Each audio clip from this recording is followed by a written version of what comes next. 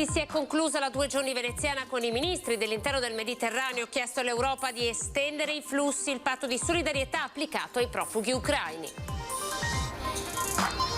Litorale e stazione di Peschiera del Garda blindate dopo la maxi rissa del 2 di giugno. Decine di giovani, identificati 6 ragazze lombarde molestate sul treno mentre tornavano a casa.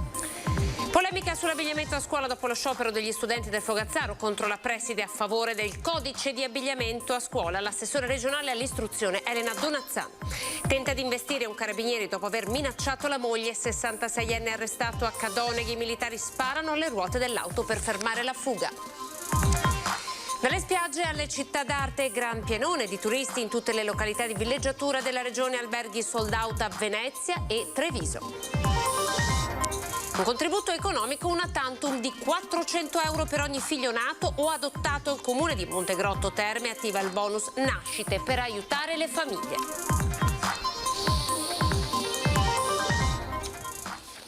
Ben ritrovati, buonasera TG Veneto. Partiamo dal meeting dei ministri dell'interno del Mediterraneo. Abbiamo intervistato il ministro Lamorgese. Il tema è quello degli sbarchi che sono raddoppiati e la richiesta all'Europa di estendere ai flussi il patto di solidarietà che è stato applicato anche ai migranti ucraini.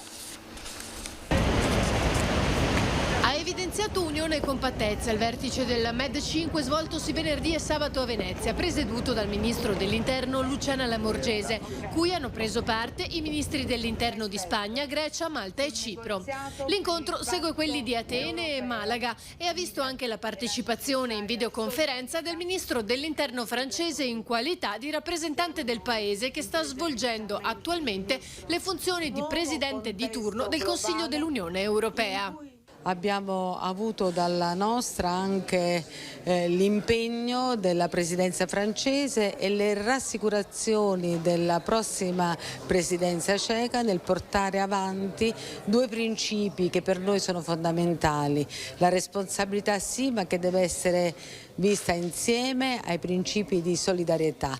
Quindi noi speriamo che questa dichiarazione politica, che uscirà come ultimo atto di una presidenza francese, venga portata avanti con grande impegno anche nel semestre successivo e in quelli a venire. Confermato, ha spiegato la responsabile del Viminale alle 2 presidenze uscente ed entrante dell'Unione Europea, il supporto ad un approccio graduale step by step sul negoziato per un patto europeo su migrazione e asilo. Prima noi facevamo un discorso di logica del pacchetto, cioè o si approvava tutto o non andava avanti il patto immigrazione e asilo. Adesso abbiamo ragionato nel senso di portare man mano i vari punti del patto all'esame dei paesi e noi abbiamo acceduto a questa scelta di fare passo dopo passo e quindi questa credo che sia stata la linea vincente, perché se oggi arriviamo a una dichiarazione politica di questo tipo perché nel frattempo ci sono stati dei passi avanti su altri aspetti tipo Eurodac o screening. Nel prossimo decreto flussi, ha spiegato poi Lamorgese, se l'anno scorso si è trattato di 70.000 persone, quest'anno i numeri saranno più elevati, ma si sta lavorando alla Presidenza del Consiglio per accelerare le procedure. In questo nuovo ordine globale però c'è preoccupazione per il rischio di una crisi alimentare dovuta al blocco navale.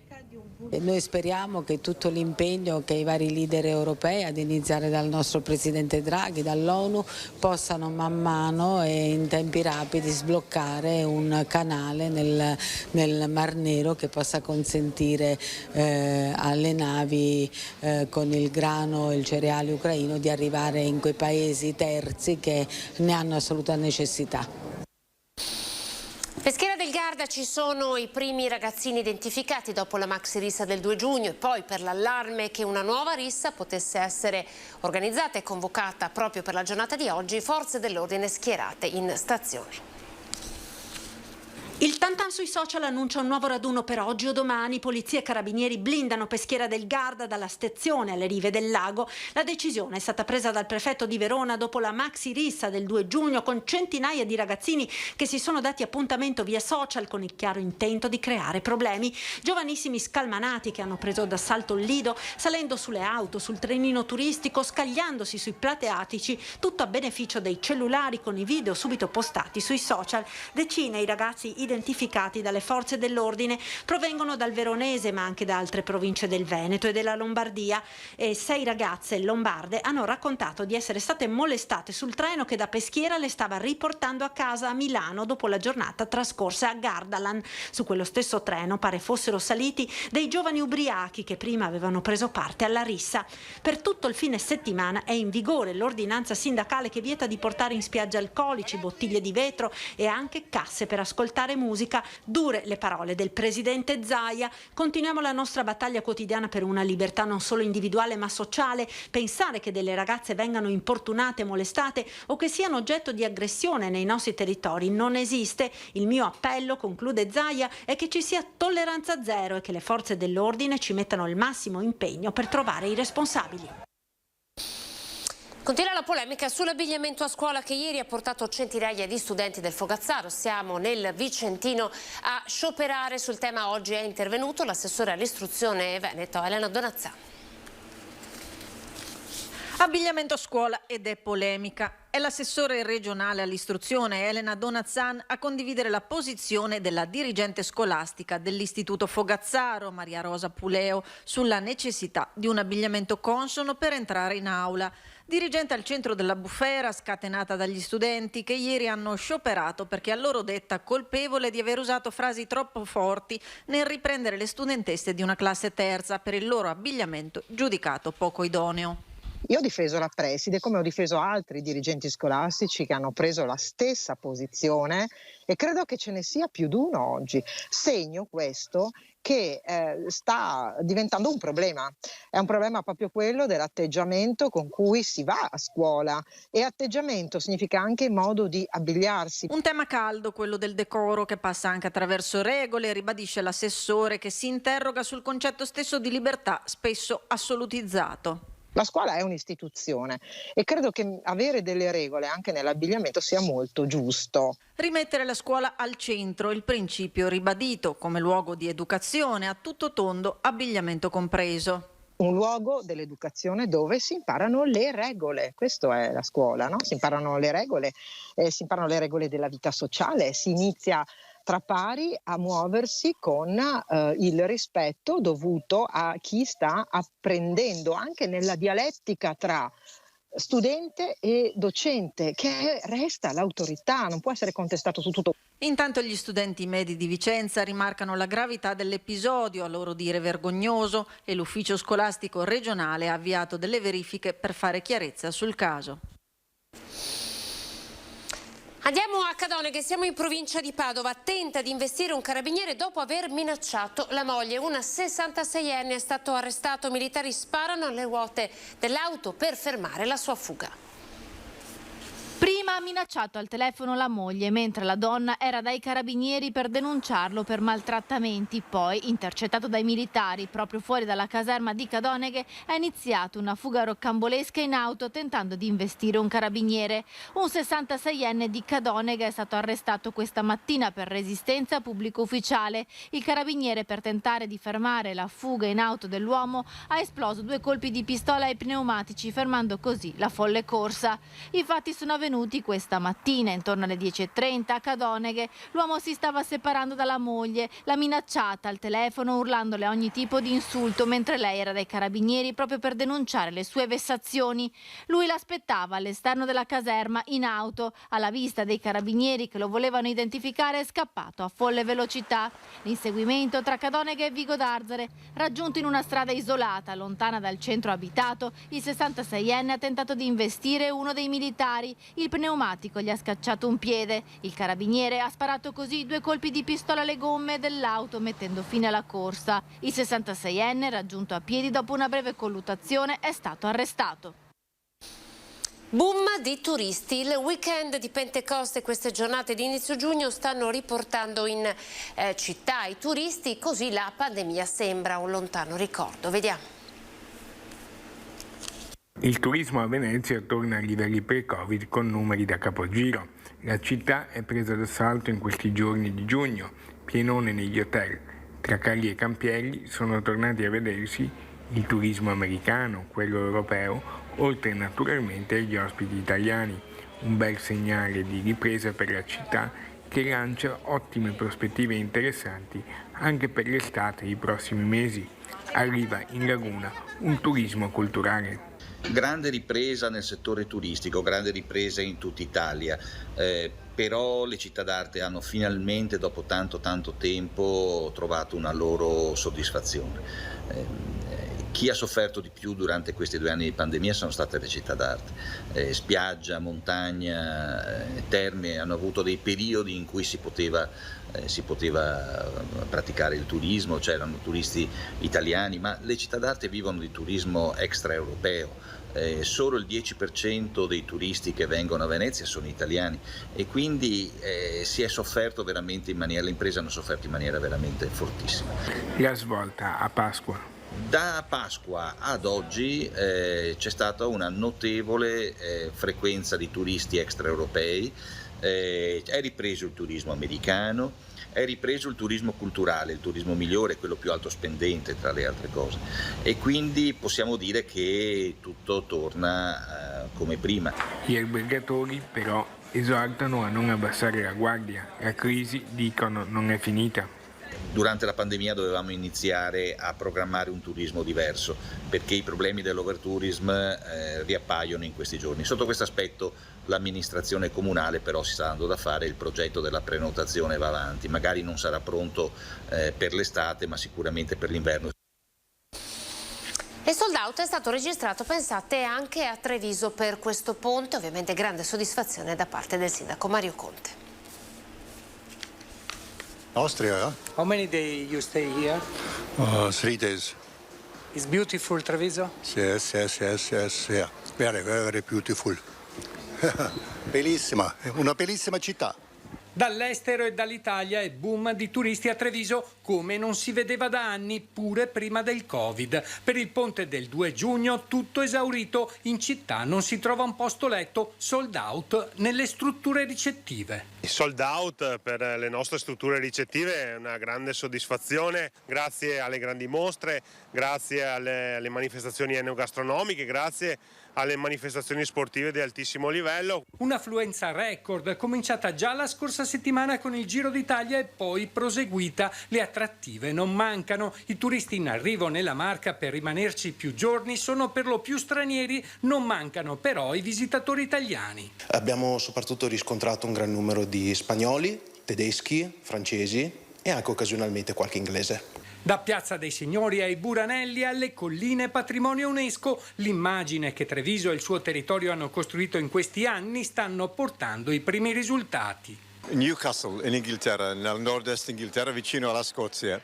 Perché Treviso? Sì, siamo stati a Venezia, bellissima città, eccetera. Ma Treviso è un'altra cosa, è un gioiello un po' sconosciuto secondo noi. È la conferma che la ripartenza c'è e gli indicatori lasciano ben sperare, è il primo dato positivo dopo la pandemia.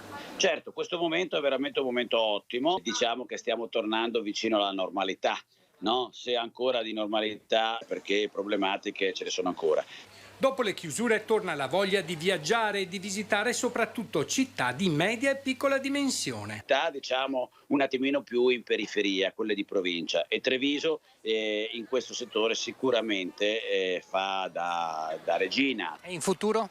E in futuro continueremo a fare sinergia, ricordo la promozione con Ryanair, col Consorzio del Prosecco, la grande collaborazione con la Camera di Commercio e soprattutto continuiamo a vedere una città che rappresenta un territorio che rappresenta la città. Ma boom di turisti, intanto però albergatori e ristoratori denunciano la concorrenza sleale nei confronti degli agriturismi. L'illegalità tra case vacanze e bed and breakfast non è un fenomeno solo di Cavaso, lo conferma Federico Capraro, presidente Ascom, ma soprattutto albergatore a Conegliano. È di Asolo, è di Conegliano, è di tanti borghi delle colline del Prosecco di Conegliano Valdobbiadene, è del centro storico di Treviso e di tutti quei centri storici che subiscono l'attenzione del fenomeno turistico che è ripartito. Una situazione che oltre a svuotare alberghi e città da residenti mette in crisi l'intero sistema dell'accoglienza turistica. Oltre a ciò, secondo albergatori e ristoratori, c'è la concorrenza degli agriturismi e degli agricampeggi, perché una consistente quota di queste strutture, anziché integrare il reddito agricolo, di fatto fanno turismo e ristorazione a tutti gli effetti, eludendo gli obblighi fiscali e i paletti previsti dalla normativa rispetto alla quota di utilizzo di prodotti del fondo agricolo, al numero di posti, alle giornate di apertura, all'organizzazione di eventi e cerimonie.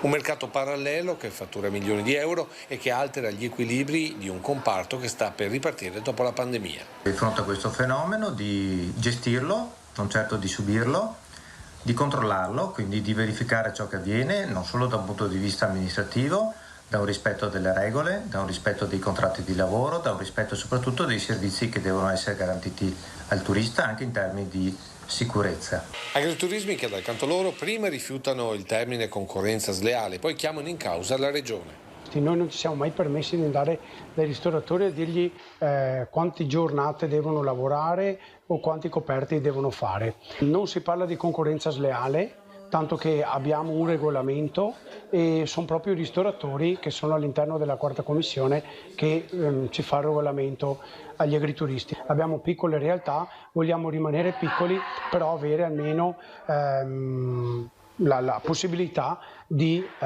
lavorare. Torniamo alla cronaca, c'è stato un incendio questa mattina verso mezzogiorno al deposito di un magazzino di un'abitazione in zona Canareggio. I vigili del fuoco sono intervenuti salvando un anziano rimasto intrappolato al piano di sopra. L'hanno portato all'esterno dove si trovavano già altri inquilini usciti autonomamente. Sembra che la causa dell'incendio sia stato un quadro elettrico andato in fiamme. I pompieri giunti con 3 autopompe lagunari e 12 operatori sono entrati con autorespiratori nel locale che era completamente invaso dal fumo. Alla vigilia delle celebrazioni per l'anniversario della fondazione dell'Arma, il Comando Provinciale di Vicenza traccia un bilancio dell'attività degli ultimi 16 mesi. Sentiamo. Dal femminicidio di Rita Menze a quello di Alessandra Zorzin all'omicidio dei coniugi Gugole, anni in cui il territorio vicentino è stato contraddistinto da delitti efferati, 9 omicidi e 4 femminicidi tra gennaio 2021 e aprile 2022, episodi che hanno fortemente scosso l'opinione pubblica e che rientrano nel bilancio tracciato dal Comando Provinciale alla vigilia dei 208 anni dalla fondazione dell'Arma.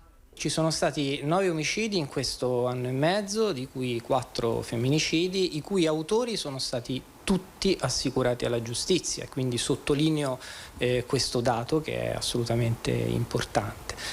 Raddoppiano le frodi informatiche, ma scendono furti e rapine, non considerando il periodo in cui la pandemia e le restrizioni hanno inciso sui fenomeni criminali.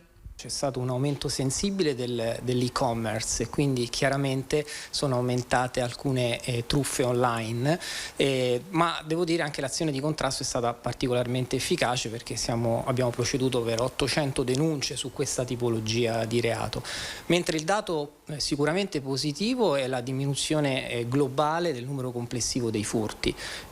Siamo passati da circa 14.000 furti nell'anno 2019 a circa 11.000 nell'anno di riferimento. Indagini che hanno visto un massiccio impiego sul territorio di uomini e mezzi impegnati su più fronti, dalle attività investigative in materia di stupefacenti alla percezione indebita del reddito di cittadinanza al controllo capillare sul territorio. Abbiamo avuto una media di servizi esterni di circa 70 servizi al giorno su tutta la provincia, che in alcune circostanze ha toccato punte anche di 90-100 servizi al giorno. Dati che vengono snocciolati in occasione dell'anniversario dell'Arma che a Vicenza si celebrerà il 6 giugno con la cerimonia militare alla caserma Chinotto. Dopo la commemorazione ai caduti dell'Arma, la cerimonia vedrà la partecipazione delle massime autorità civili, militari e religiose della provincia. Verranno consegnati i riconoscimenti ai carabinieri che si sono contraddistinti in attività di servizio. A lezione di sicurezza stradale è successo in questi 2 giorni con una grande task force a Villa Margherita a Treviso. L'impatto è laterale, ma l'auto si ribalta più volte, mica una volta. L'auto che prende velocità e carambola, ecco che cosa potrebbe accadere in caso di un incidente stradale. La simulazione è realizzata grazie al simulatore di ribaltamento, una delle esperienze che è stato possibile fare nella 2 giorni dedicata alla sicurezza stradale in Villa Margherita. Per i grandi ma anche per i più piccoli è stato possibile pilotare una motocicletta, guidare un'auto da rally a grande velocità, realizzare che cosa significa fare un incidente, un'esperienza che ha coinvolto molti bambini.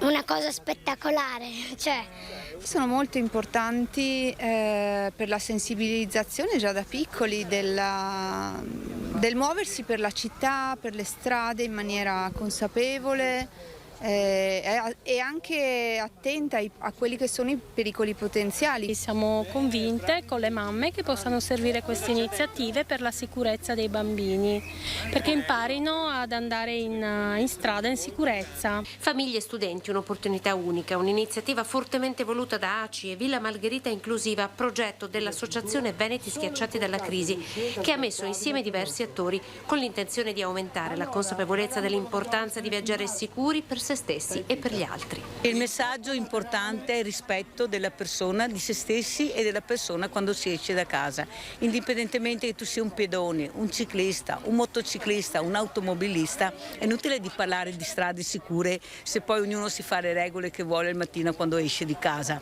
Questa è la storia, tutti quanti dobbiamo fare un passo in più, la famosa goccia sul mare. È una cosa importantissima quello che stanno facendo, perché manca educazione, manca rispetto sulla strada, ma non solo con le macchine, ma anche con le biciclette, anche i pedoni a volte, sempre con le cuffiette, sempre col telefonino, e il problema grande sulle strade è che siamo troppo disattenti tutti a questa iniziativa che secondo me è validissima. I ragazzi sono il primo pensiero, naturalmente però anche coloro che vanno in strada anche da più tempo devono capire che condurre un'auto non è una passeggiata e quindi c'è anche bisogno di fare delle esperienze di un certo tipo. Circuiti per bici e minicar, stand delle forze dell'ordine. Tra le esperienze offerte anche un test che monitorava i tempi di reazione del campo visivo.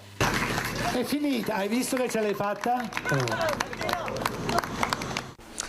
400 euro per i nuovi nati succede a Montegrotto Terme.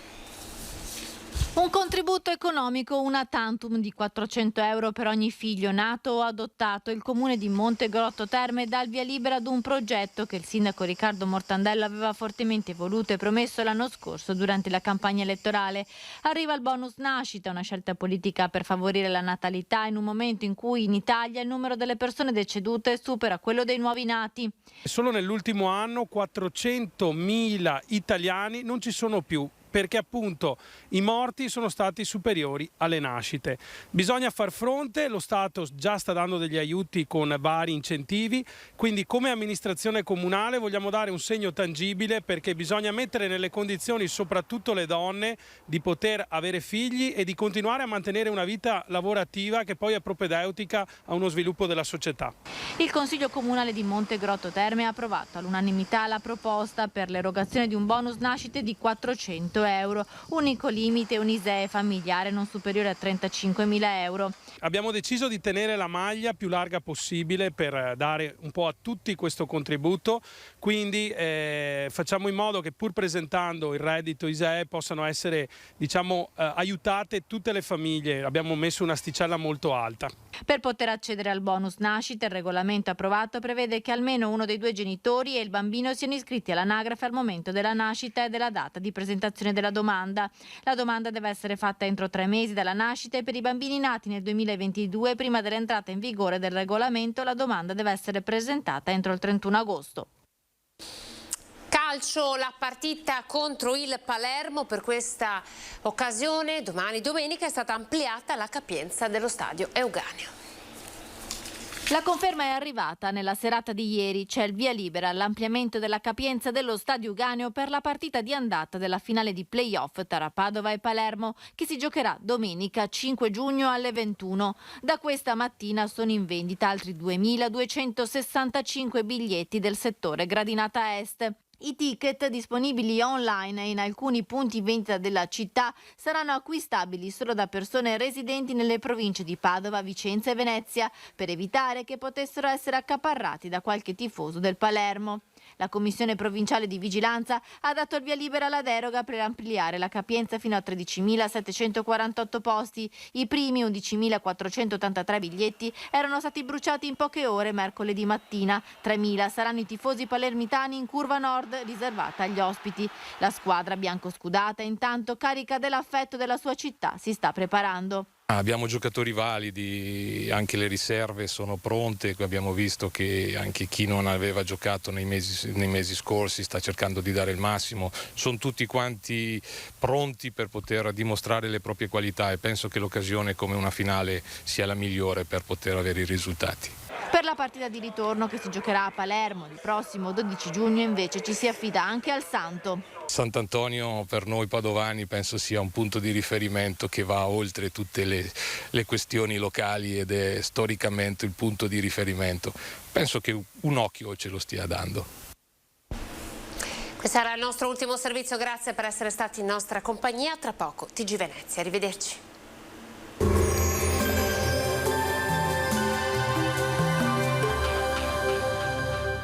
Autodemolizioni Signor, a Villorba dal 1969 al vostro servizio. Rottamazione auto, vendita ricambi nuovi e usati, vendita autovetture sinistrate o usate. Benvenuti al meteo. Weekend contrassegnato dalla presenza dell'alta pressione africana. Bel tempo dunque e clima rovente. Vediamo il dettaglio di domenica 5 giugno. Sul Veneto la grafica ci mostra un contesto decisamente soleggiato, il cielo infatti si presenterà sereno. Nel pomeriggio qualche nube, specie sulle zone montane, con occasionali acquazzoni. Temperature in ulteriore aumento, minime tra 18 e 22 gradi, massime comprese invece tra i 27 e i 34 gradi. Ci spostiamo ora sul Friuli Venezia Giulia, anche qui ci attende una splendida giornata all'insegna del sole, il cielo sarà limpido e sgombro da nubi. Temperature minime tra 18 e 22 gradi, massime sui 31-33 gradi. Infine diamo uno sguardo alla situazione del Trentino Alto Adige, dove inizialmente sarà buono, entro sera qualche temporale a carattere sparso. Temperature minime intorno ai 15-18 gradi, massime sui 33-34 gradi. Dal meteo per ora è tutto, vi auguro un buon proseguimento con Antenna 3.